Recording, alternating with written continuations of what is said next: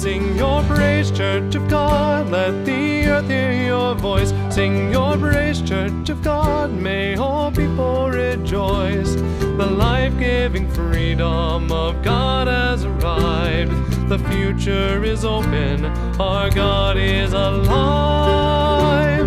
To God Hello, be friends. glory. My name is Mike McMahon. I'm the Executive Director of the Hymn Society in the United States and Canada, and it's my pleasure today to be having a conversation with the Reverend John Thornburg, who is a fourth-generation Methodist minister, and I'm sure you'll be hearing a little bit more about that as we go through our conversation today. After 22 years of parish ministry, John decided to start a new ministry that involves congregational song, and we're going to hear a little bit about that too, I hope, in our conversation today. He's a published hymn writer with 3 collections of his own published hymns, and his texts appear in 18 hymnals currently. John is a fellow of the Hymn Society and has served as president of the Hymn Society. And I'll be looking forward to talking a little bit about his leadership in this wonderful organization. So welcome, John. It's great to be with you. Thank you, Mike. It's a blessing.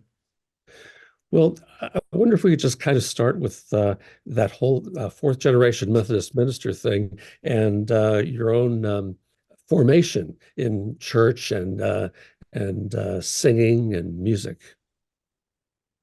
Well, it turns out that I was in a long line of folks who answered a call to Methodist ministry who wondered whether they ought to be singers or preachers, and decided to be both.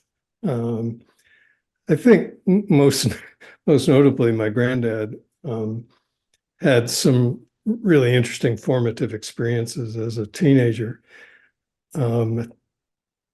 including playing the piano for Homer Rodeheaver on one of Rodeheaver's barnstorming tours of West Virginia. Granddad then went on to be a real champion of song throughout his ministry, was a member of the Hymn Society, and then served on the editorial committee of the 1966 Methodist Hymnal, the first one Carlton Young edited. I think that one of my most glorious memories of getting acquainted with hymnody was having my mother invite me to stand on the pew next to her so I could share the hymnal with her. And that was wonderfully tender. I love my mother for doing that. And beside that, there was all this language that I figured my school chums didn't know anything about, like seraphim and cherubim. I thought it was pretty cool that I knew words that maybe they didn't know. And so I had this whole sense of being part of something bigger than myself from an early age. Were you involved at all in leadership as a kid? Well, sang in the choir, but not in worship leadership. That only came later in college, and then mainly in seminary. And so, how did you get into ministry?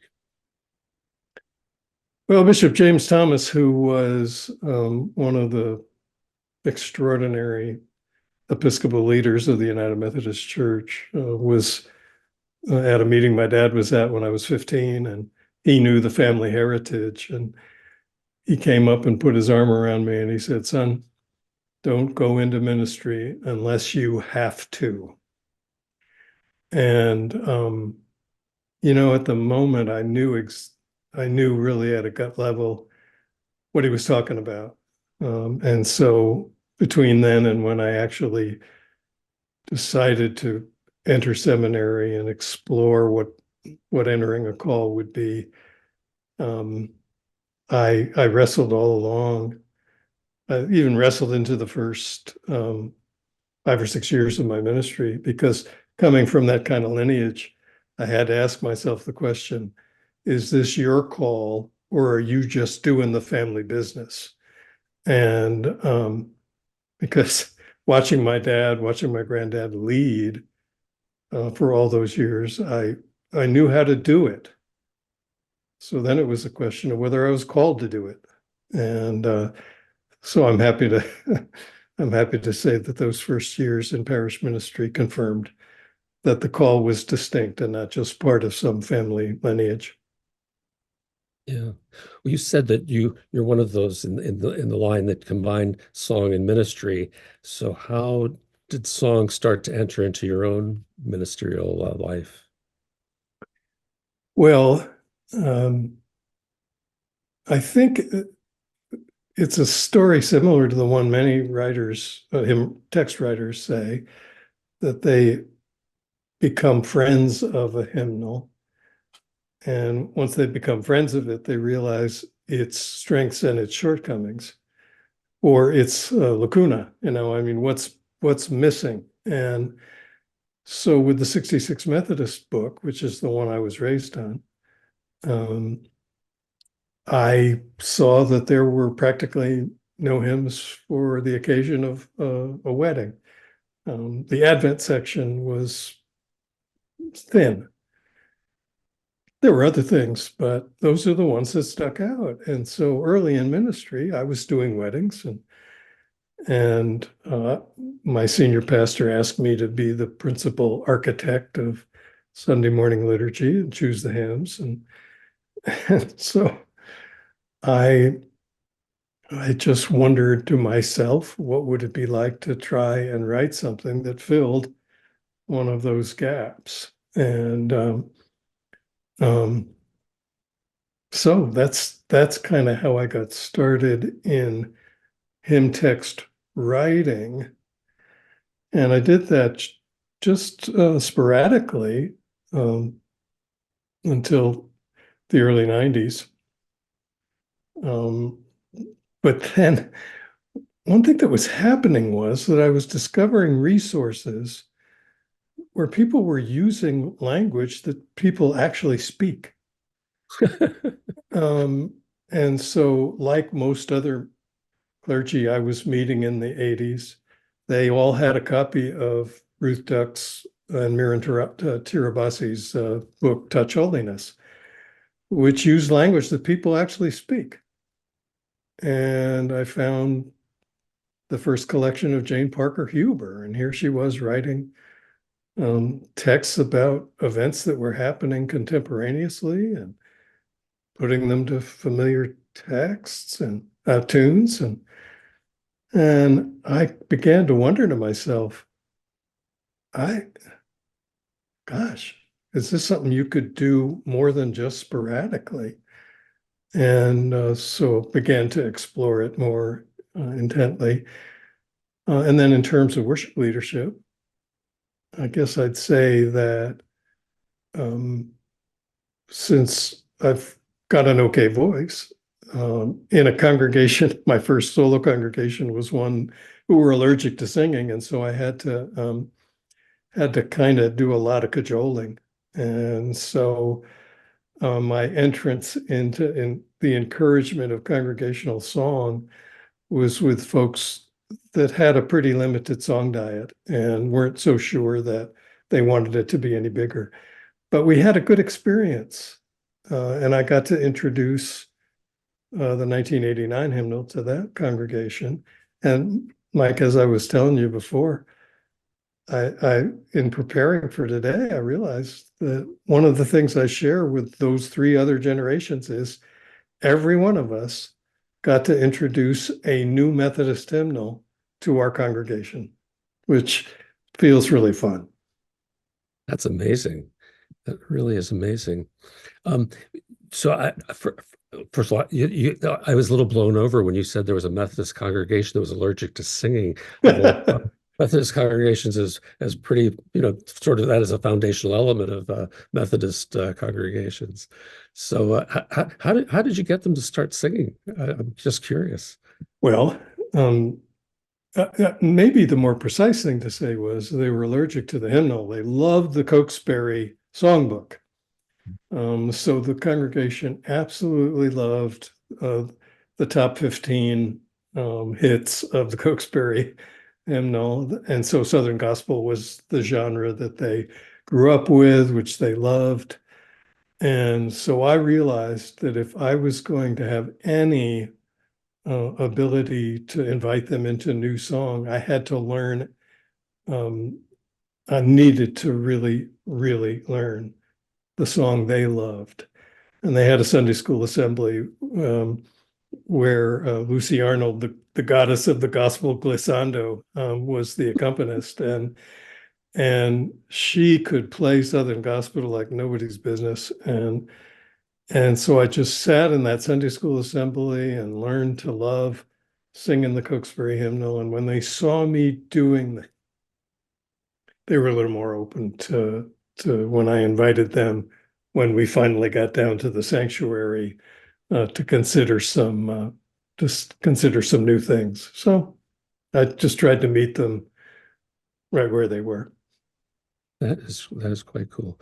Before we go on, I just want to welcome everybody who's with us today, and say if you'd like to ask a question or make a comment, please feel free to put that in the chat, and I'll be watching that and raise any questions. Oh, chat is not on. Stephen is telling me, and I need to activate. I don't even know how to do that. So, oops. I am so sorry. I don't know how to do that. So I see. Now, if you'll give me just a moment, I'm going to fix this on my end.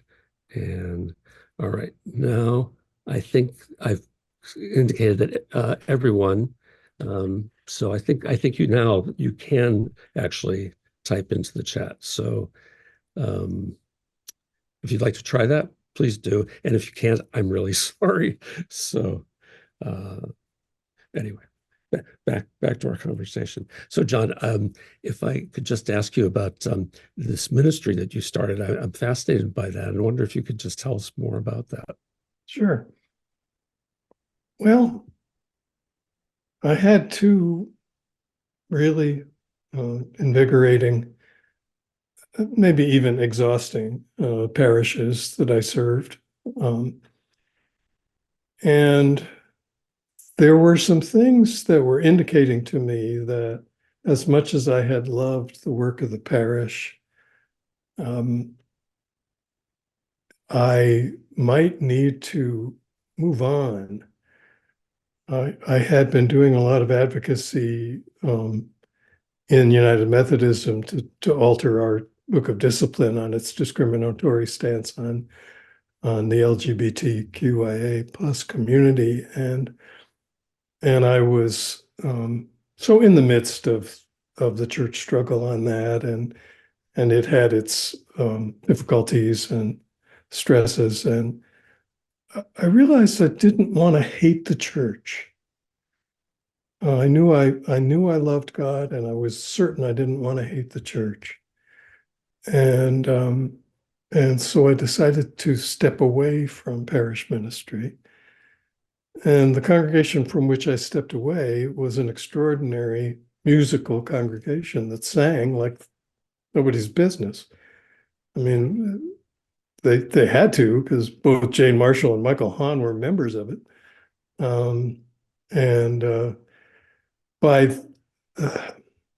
In the midst of that time, as difficult as it was for me, some remarkable things were happening. One, Jane Marshall was mentoring me and helping me find my voice as a writer. We invited John Bell to visit us in Dallas and lead an evening of singing. And when I saw him lead, he led singing for an hour and a half. We never sang anything the people had sung previously, and they would have stayed 2 hours longer. And I just felt like I was looking at my future. If somehow I could find the mentoring, find the people who could teach me, and if I could find the courage to step into a new place. And so in 2001, I stepped away from parish ministry, and I began to ask, okay, I know the first principles of leading a local church. What are the first principles of being a song enlivener? And so with an understanding bishop and with the encouragement of friends and family and with the extraordinary support of my wife, I began to find mentors and to hang out with them. Beth, my wife, had a sabbatical in Edinburgh, so I hung out with Iona people as much as I could. Alice Parker invited me to come spend time with her, and it's a little hard to know how I could have found two mentors any more amazing than those two. And then I just reached out to pastors and said, I have a hunger in my heart to help congregations broaden their musical diet, to discover the transforming power of music. But the only thing my ministry needs now is a few fools to invite me to come. And fortunately, those fools came along, and I began to get some invitations to be in local churches and do some diagnostic work with congregations about why they surrendered their voice. Because usually when people invited me to come, it's because both the musician and the pastor realized that they had, in essence, handed the song of the congregation either to the choir or to the band. And that the people had willingly handed it over. And then that the people had discovered that in handing it over, they were really missing something. And so the cool thing was that when I was invited somewhere, it wasn't because they were contending over song. It was because they were hungering to restore song. And so 19 times out of 20, I was going into a place where people were deeply eager to say, how can we regain our singing voice, and what is God calling us to do? How cool is that? So what kind of process did you engage in with congregations? How did you go about that? A typical weekend, I met with people on Friday night and said, tell me about the worship life of your community. Tell me what kind of song is the heart song of this place. And then on Saturday, I would teach short songs, choruses, Iona choruses, Taizé choruses, short forms to either the choir or the band. And just engage them in conversation about their role in enlivening the song of the congregation, so as to invite them out of a purely performance model. And then Sunday, I would do just a tiny bit of song leading as a marker for what would come later in the afternoon when we had a full-bodied event, which I named after what Iona called them, Big Sing. And so I do a big sing. And so that was a typical engagement. And then it was a matter of following up and saying, how can I be helpful now as you enhance the song diet of the congregation? And there I was, by this time, of course, I'd been in the Hymn Society for 15 years. I was getting exposed to all manner of wondrous music in different styles by amazing people. And so I was getting a taste firsthand of how things were led, because I was watching people lead them. And so it was all, I used to kid with churches when I arrived. I'd say, well, I'm here to teach you the songs I learned at the last congregation. And and sometimes literally it was true. Or I'd say, I'm here to share something with you I learned at a summer conference where there were 300 nerds who got together to sing all week long. And so in any case, and then because I was working so intently on helping people enlarge their congregational song diet, occasionally they were asking me, would you write a hymn or song for an occasion we have? And so the period 2001 to 2010 was, I guess, the most fruitful of my writing career. And it was a blessing, and just met so many people. Was invited in the 90s to a hymn text writers workshop where I met John Core and Tom Pavlechko and Amanda Husberg, and we were all rookies, and we all got into partnerships. And I mean, how could I be any more grateful to the Hymn Society for inviting me to that, and finding all these amazing collaborative partners. Well, I'm glad you raised that, because I was kind of wanting to ask you about collaboration, because I know you have collaborated with a lot of people. And I was wondering if you could talk a little bit about some of your collaborations and some of the more memorable ones. Sure. Well, my chief collaborator was Jane Marshall, and she and I did 150 things together over the course of 15 years. And she it was who had the largest influence on me in helping me find my voice. She never said the word, John, I'm going to help you find your voice. She just simply, when I brought her things, she'd say, tell me why you use this word. I wonder what would be possible if. And then she had this wonderful expression when she thought I had really missed the mark on a stanza or a line. She'd say, John, I simply want to invite you to take another swing at that.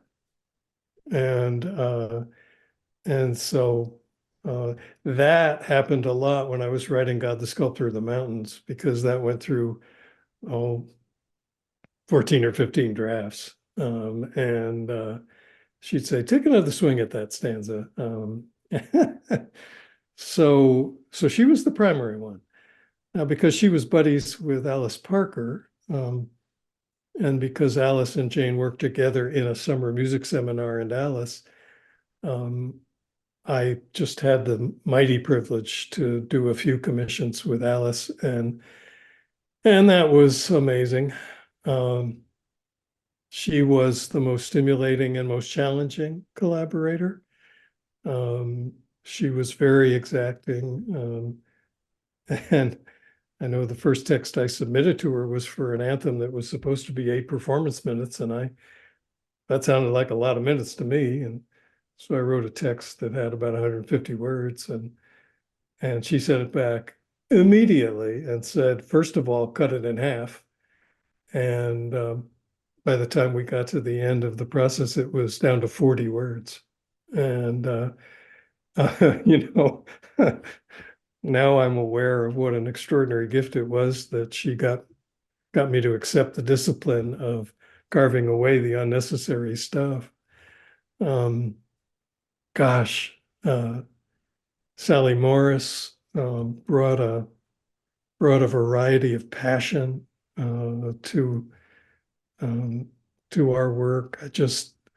Dan Damon, Andrew Donaldson, oh my God, just Amanda Husberg, just these extraordinary people who loved it as much as I did, and who were as eager to receive my words as I was to receive their tunes. And so it's just incredible to have had these relationships. So that's a little bit about collaborating. I'm just curious about when you write, how do you start normally, or you have different starting points? Like, do you ever write for a tune, or do you always write before tune is put to it? Yeah, see, with Jane, it was always text first. She was absolutely certain about that. It's always text first. So I was never writing to a tune, which meant I was never writing to a metrical scheme. Mhm. And Jane loved the irregular so much that it didn't even matter to her that, I mean, of course, every line had to line up with each stanza, but it just didn't throw her. But then I did realize that as I began to collaborate with others or get commissions, I would often ask the commissioner, are you planning to have a purpose-written tune, or should this be with a familiar tune? And if they said familiar tune, then that's what I did. And I realized that there was joy in both directions, because starting with a tune was deeply, deeply suggestive of a direction for the words. But starting with words, I didn't have any artificial limits. And so I've enjoyed writing in both directions. Have you ever gone back to the composer and said, take another swing at it? Yeah. Have you? Um, Have you ever said that to a composer about oh, something they've written for your text? No, I have to say I haven't. So maybe that's just because I was working with people who, when I got what they said, I said, wow, this is amazing. So no, I've never done that. One of the reasons that came to my mind is God, the Sculptor of the Mountains. I've come across recently in different hymnals with different tunes. I mean, I thought of it with Amanda's tune, but then I've come across it with other tunes as well. I wonder what that's like for you to see your texts put to different tunes like that. Well, it's usually exciting. Occasionally, I have to slip into that place where I say there's a special place in hell for hymnal editors. When they would twin a text of mine with a tune that I thought didn't fit it. And that, fortunately, that hasn't happened very much. But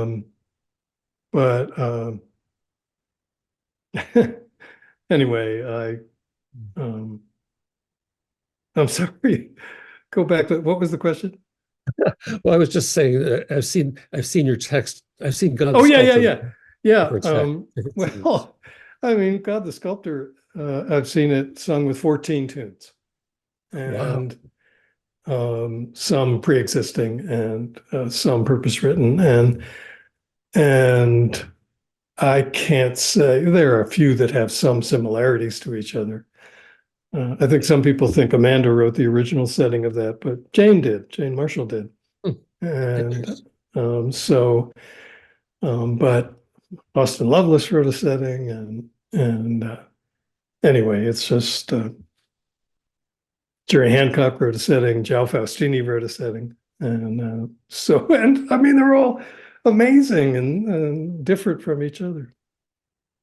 Well, I'm really struck by the level of collaboration that you've had over the years, because just having worked with you at the Hymn Society, I realize how well you connect with people that you work with, and it's an extraordinary thing to have teamed up with so many different people to create hymns for people to sing. Well, what I always said to my collaborators, the composers, was, if you can't hear music in this, then I have to start over. Mhm. And there have been a few who just very kindly said, here's what I can't hear music in, or just making helpful comments about getting stuck on a word or stuck on a phrase. And I said, it's only done when we together decide it's done. And so let's go back and forth as much as we need to. And so fortunately, I've just had wonderful folks to do that with. Well, I want to turn to the Hymn Society in just a moment, but I do want to say that a lot of people have written in the chat about ways that you've impacted them in their own communities over the years. That's very, very nice to read. And I also want to say that the chat is working. So if you want to put in a question or a comment, please feel free to do so. So the Hymn Society, can you talk a little bit about how you got involved in the first place? Yes. My first summer conference was Toronto in '93, and I walked into Metropolitan United Church, and it was a full room, and I had never in my life been in a room where song reverberated the way it did that night. And I just said, why have I never known about this? And how can I stick around? And so what I always heard from Paul Westermeyer, since Paul was a wonderful keeper and guardian of the society's values, at least as far as I'm concerned, when he would say that it was non-competitive and ecumenical and based on mutual upbuilding and collegiality. So what I saw from the beginning, there weren't people jostling for position. And there's so many professional organizations for clergy or even church musicians where there's a lot of competition. And so to be in one where that wasn't the highlight, it was just delightful.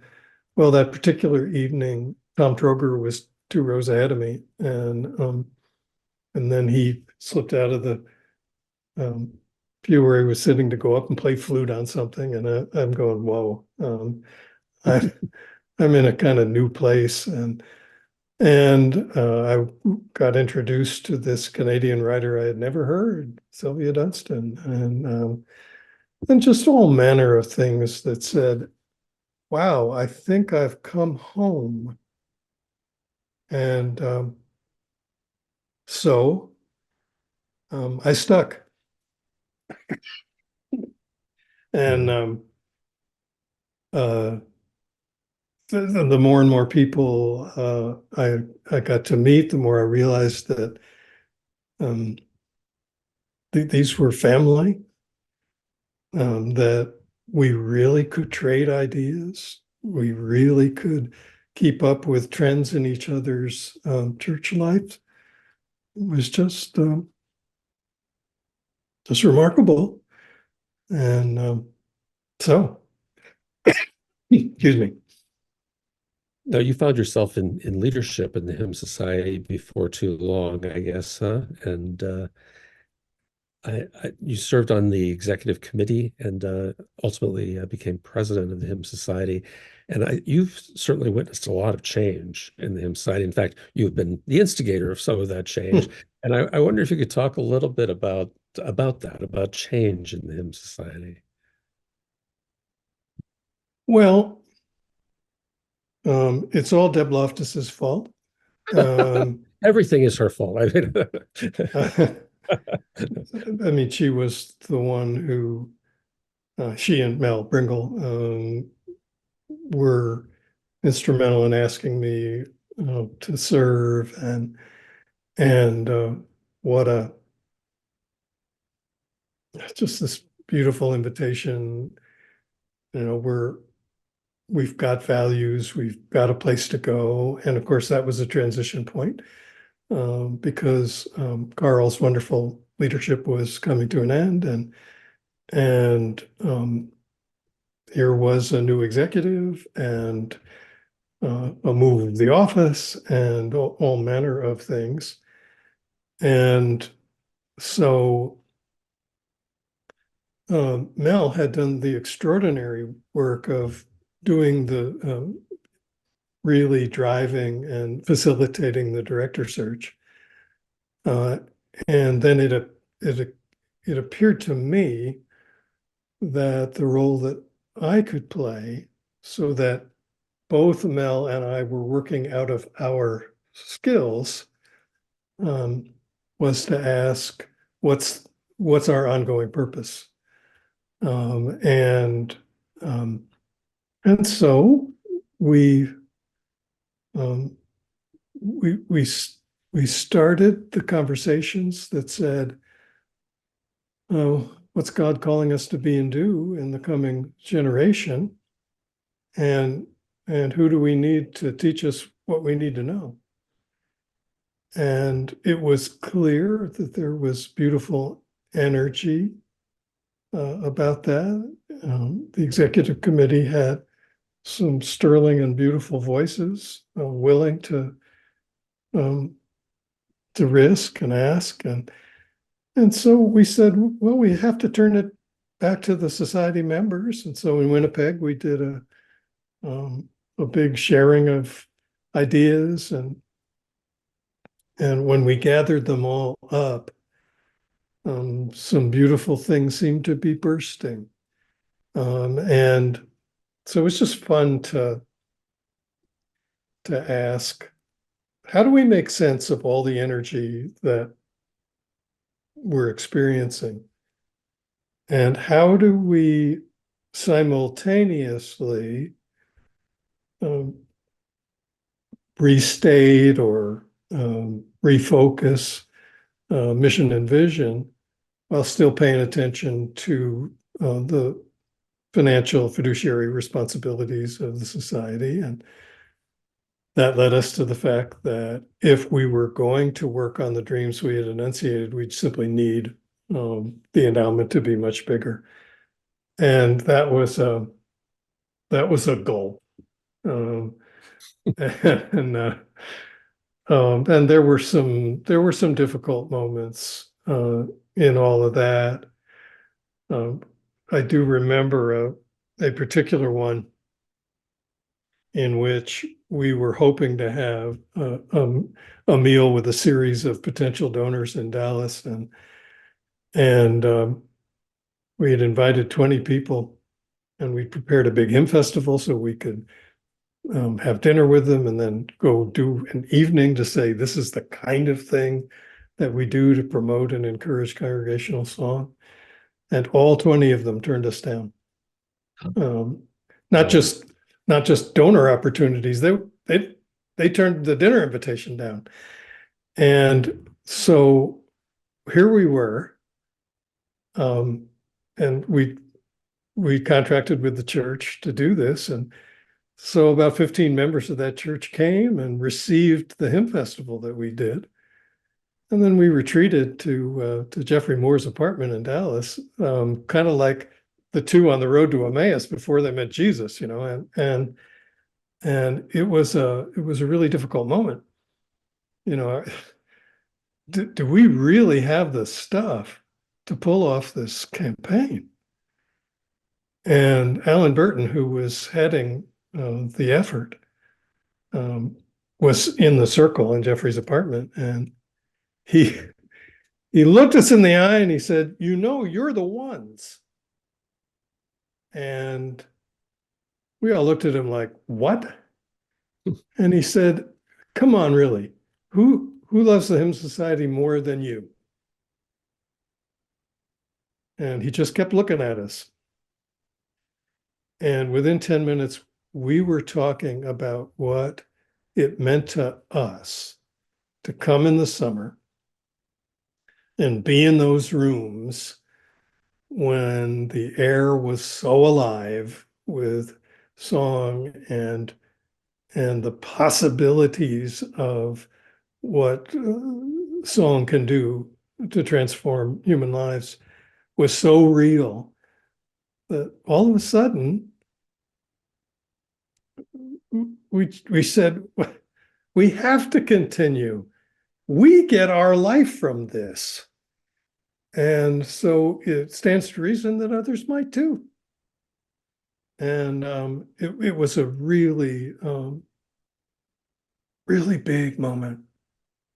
And I thank God for it. It was a Holy Spirit moment, and Alan Burton was the agent of the Holy Spirit that night. And I just thank God for it all. Well, and then others with wonderful skills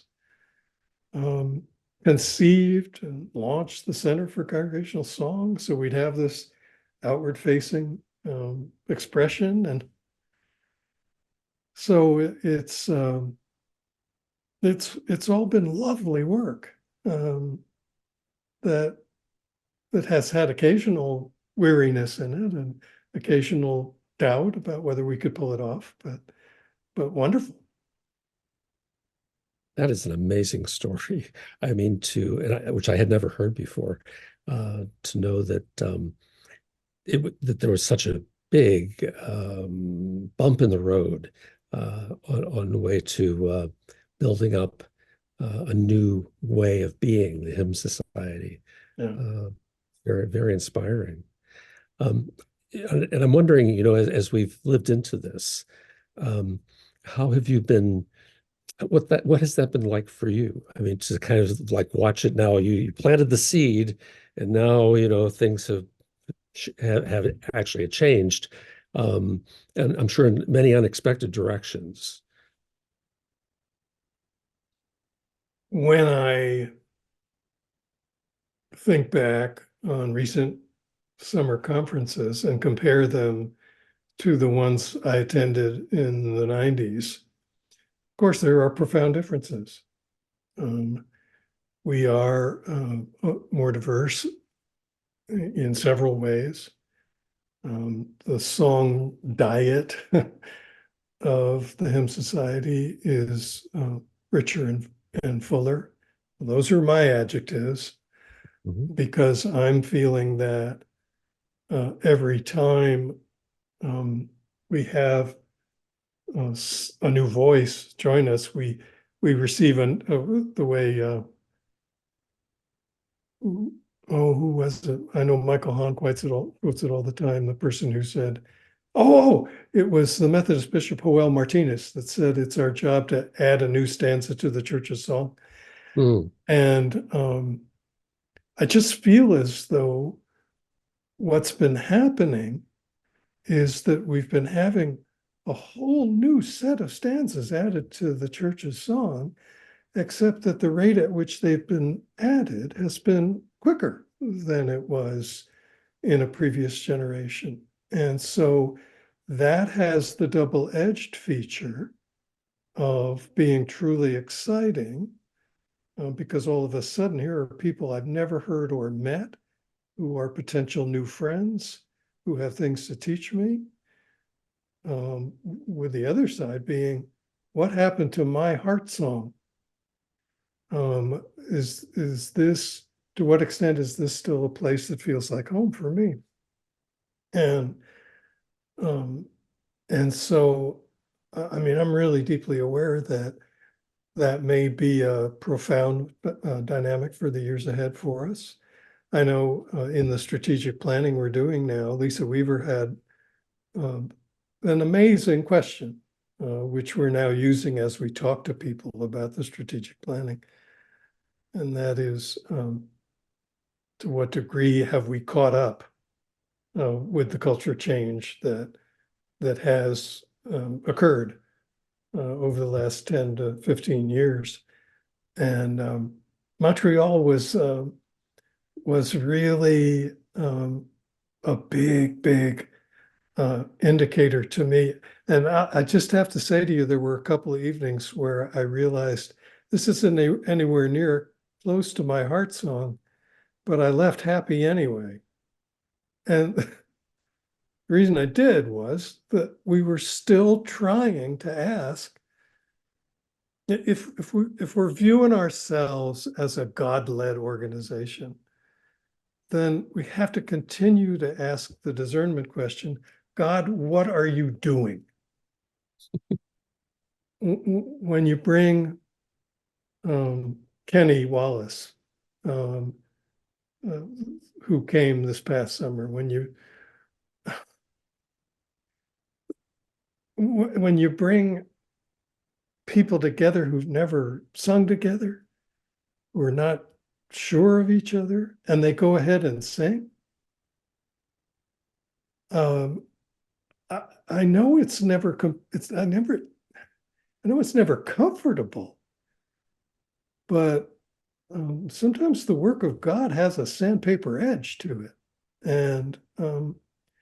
And so that just feels like God is doing something so enormous with the church now that how could we expect for the song of the church to be any less turbulent?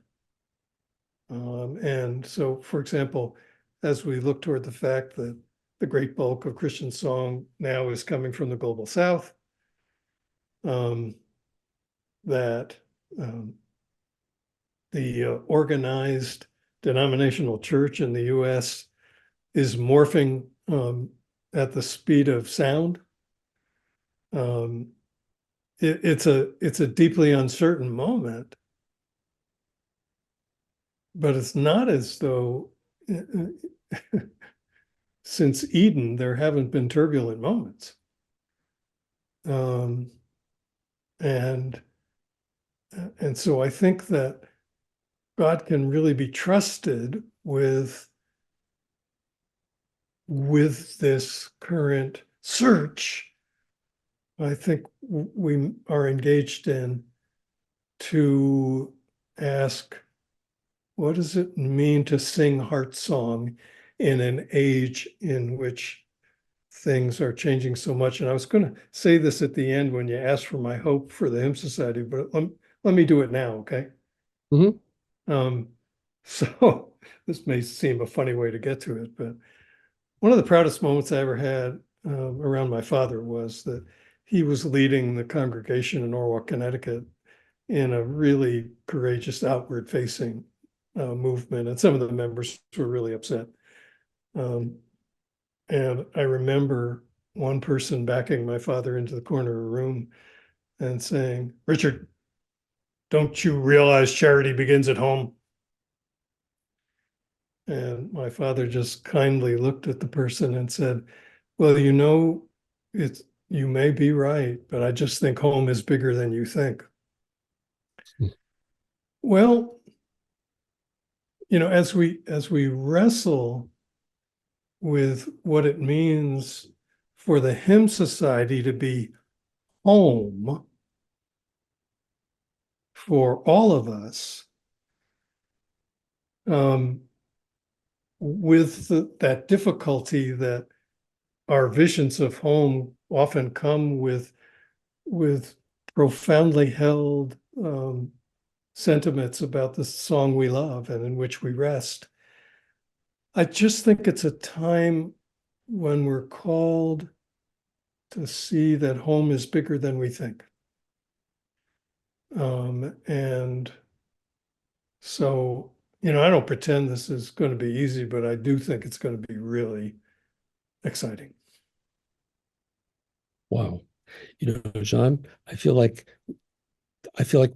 that we need to leave it there because that is such a wonderful message for us.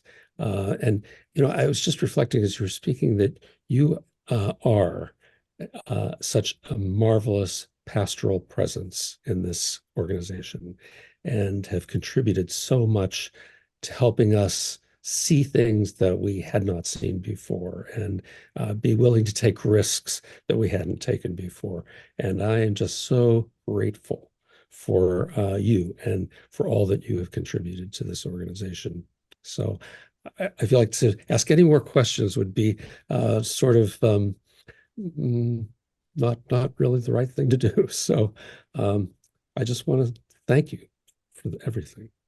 Mike, I'm blessed to be part of this. It's just central to my being now, and I sure appreciate who you are and the way you and Brian and Courtney and Stephen are leading, and it's just very heartwarming. So, well, thank you, and thanks for taking the time to have this conversation today, and thanks to all of you for being with us today. Lots of affirming comments for for John Thornburg in the chat. And John, I'll share that with you later so that you can read all of that after this session.